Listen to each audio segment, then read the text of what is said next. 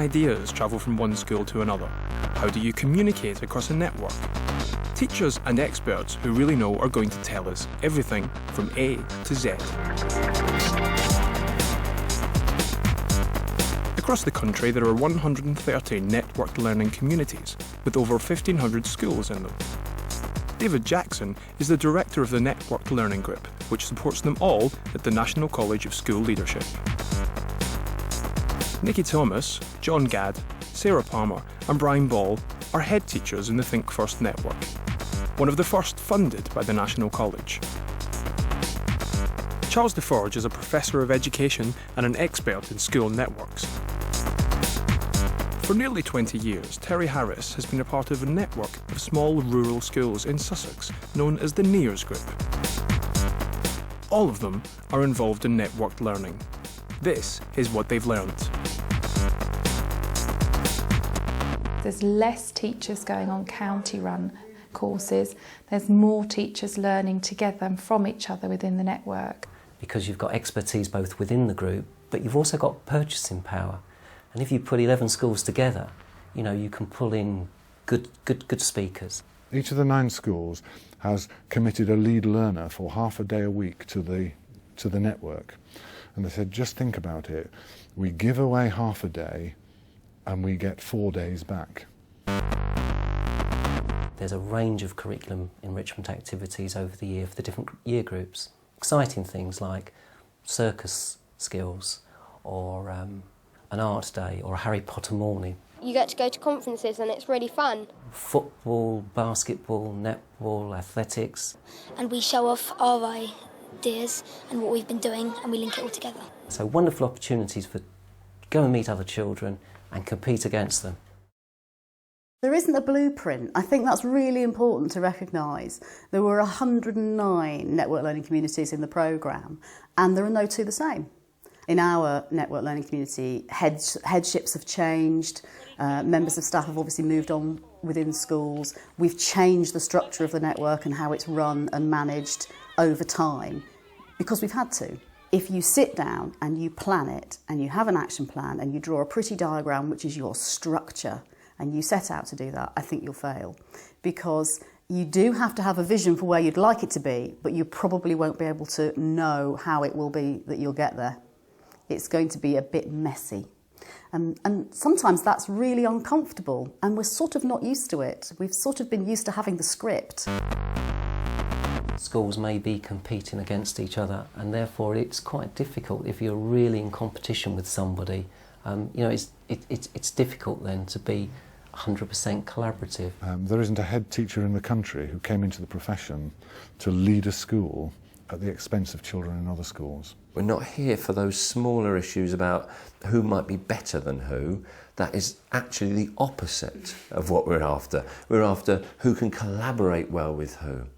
We're not in the competition. Collaborating with other schools, there's an enormous amount of pluses. Because the children will gain, and that's really what it's about. It's not about the success of head teachers, it's about the success of children.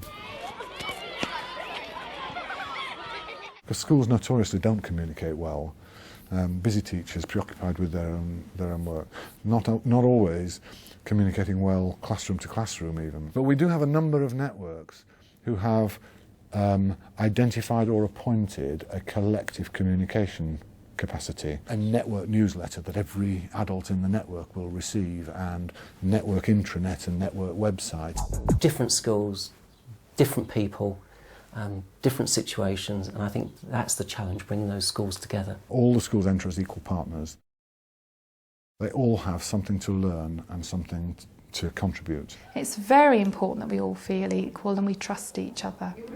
If we haven't got that trust, it would be quite tricky. And that's very much come about because we share the same philosophy and approach and we get on well together as people outside of school. It's a very different model from, say, the Beacon School model, which is about, you know, here is a Beacon School, others learn from it. It's about the interdependence of learning.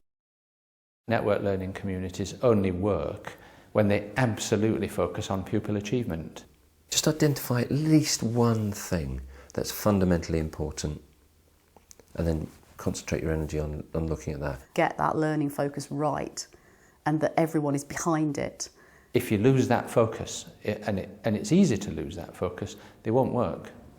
We've got a team of governors in each school, and we decided to basically get together based on a lot of the work that the Think First group at school level were doing, and the idea was to start sharing practice about how we do business pretty much like the teachers do. Out of the network of governors we've sort of cottoned onto is that there's a potential for us to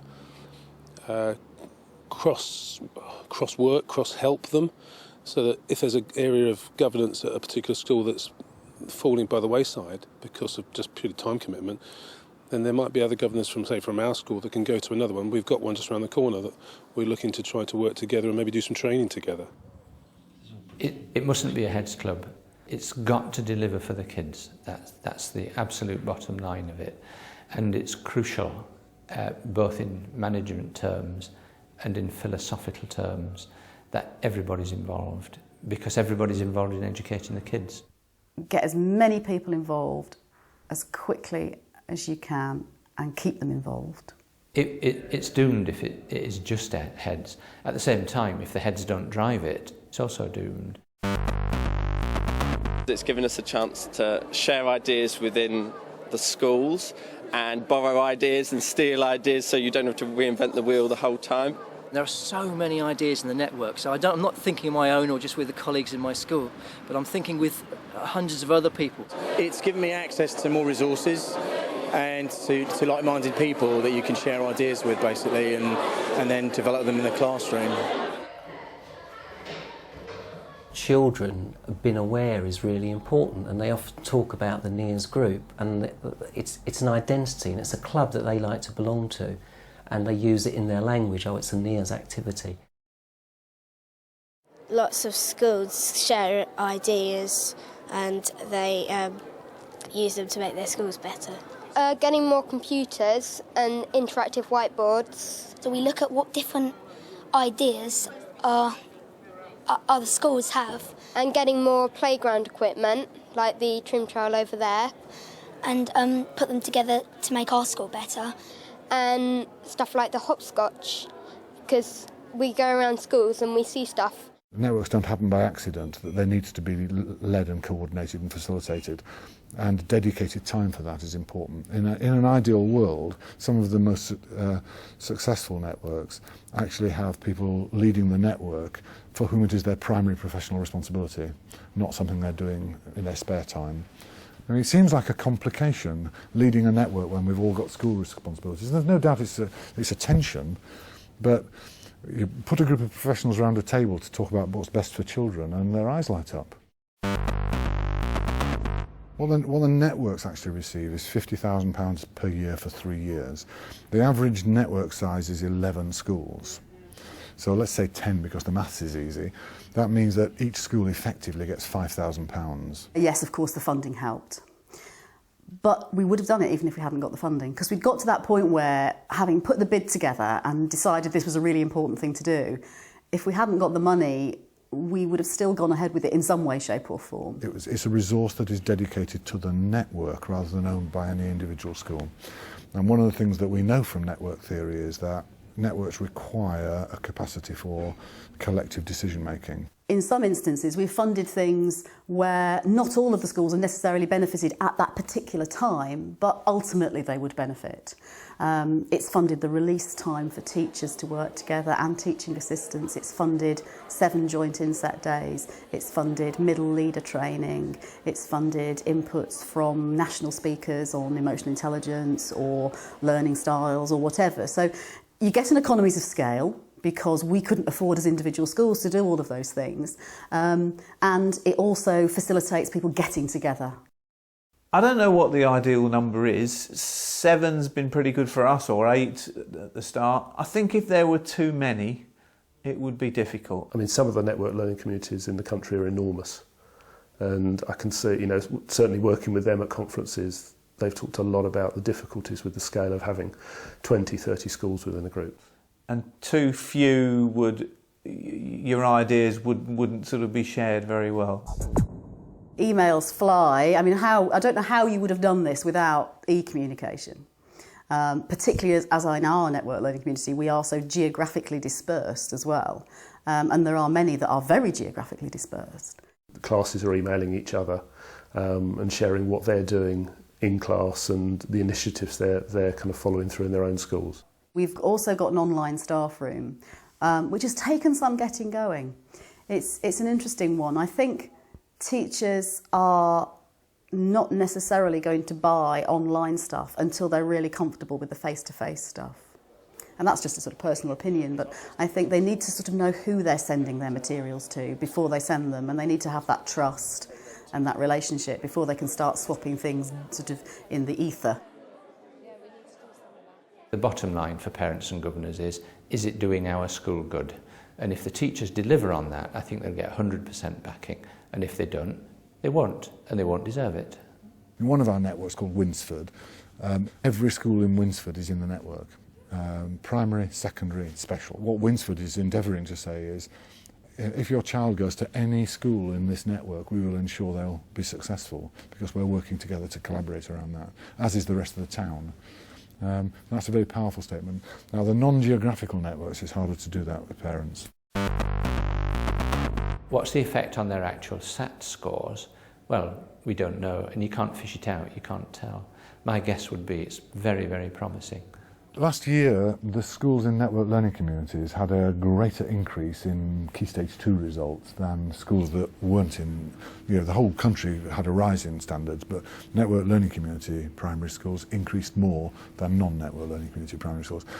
Yeah, it's still early days, but you'd hope that would be the case, but it was the case.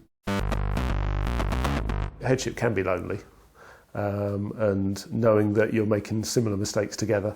It allows you to develop, it allows you to share the things that you've got and for your staff to get ideas from elsewhere. Having a success, you can share it knowing that other colleagues will share their successes back with you. If you can say to people, actually, have a whole day working on this project with 7 other teachers, 12 other teachers, whatever, people really appreciate that. Time is so precious that if you can give people time, they want to do this development work, they want to make a difference. You have a much louder voice. You can completely turn around the relationship with the local authority. Rather than it driving down to its schools, the network can agree its collective aspirations and actually negotiate with the authority the kind of support it requires. And that becomes a very powerful lever. Make sure you think about how the thing's going to be managed, because it can be a bit unwieldy and you can end up thinking this is just an awful lot of extra work and what am I getting out of it? So if you think about that in advance and you put in some extra admin time and you get the systems and the structures right, it won't feel so bad. You've got to be clear about what's in it for you, and you've got to fight your corner. But on the other hand, for the greater good, sometimes there needs to be some sort of compromise. So, I mean, we've been through that situation, and strangely enough, where we nearly came to blows, perhaps as a group, was something absurd.